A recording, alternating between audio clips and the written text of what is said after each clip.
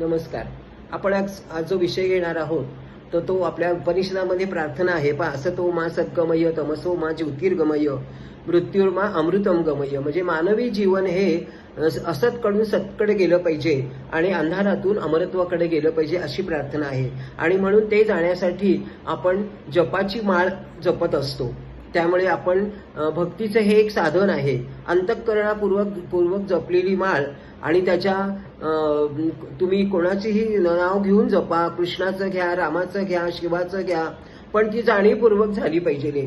दुसरी गोष्ट म्हणजे जप करणे च्या बसायच्या अगोदर आपण प्रार्थना केली पाहिजे देवाला की हे देवा मला यश, कीर्ती, नंतर आरोग्य आणि मनासारखी इच्छा पूर्ण होणार आहे, मला हे तू आशीर्वाद दे.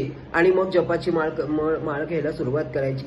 ज्या वेळेला जपाची माळ घेतो त्यावेळेला त्या माळेमध्ये ती तुळशीची माळ असो किंवा रुद्राक्षाची माळ असो, तुळशीची माळेमध्ये समर्पण आहे. इदम न मम, म्हणून हे शरीर माझं नाहीये तर भगवंता मी तुला हे अर्पण केलेलं आहे, हे तुझंच आहे.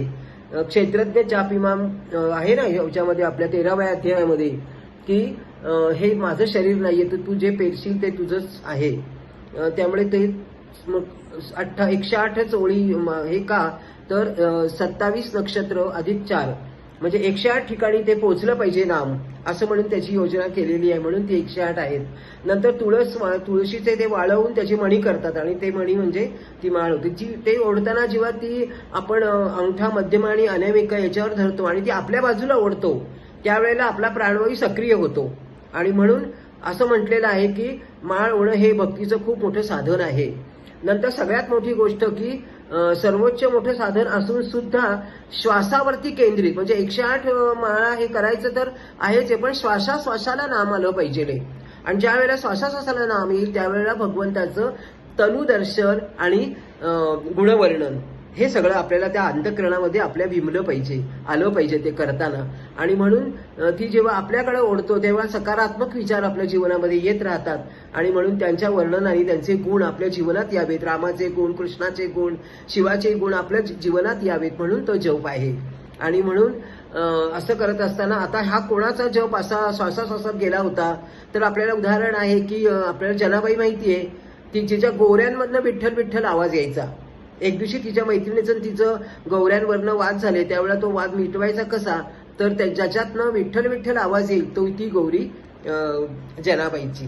आणि म्हणून आपल्याला अर्जुनाचं पण उदाहरण माहिती आहे की त्याच्यामुळे श्वासात नेहमी कृष्ण कृष्ण कृष्ण असा आवाज यायचा.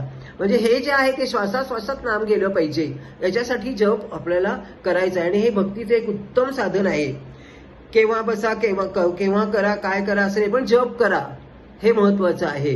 आणि मग आपण आपल्या मनाला सवय लावून घ्यायची आणि आपण जप करायचा, कारण त्याच्यातनं आपलं शरीर हे चांगलं अमरत्वाकडून दिव्य बनत जातं. आणखी म्हणून हे खूप श्रेष्ठ आहे. माळेचं हे सुद्धा भक्तीचं साधन श्रेष्ठ आहे.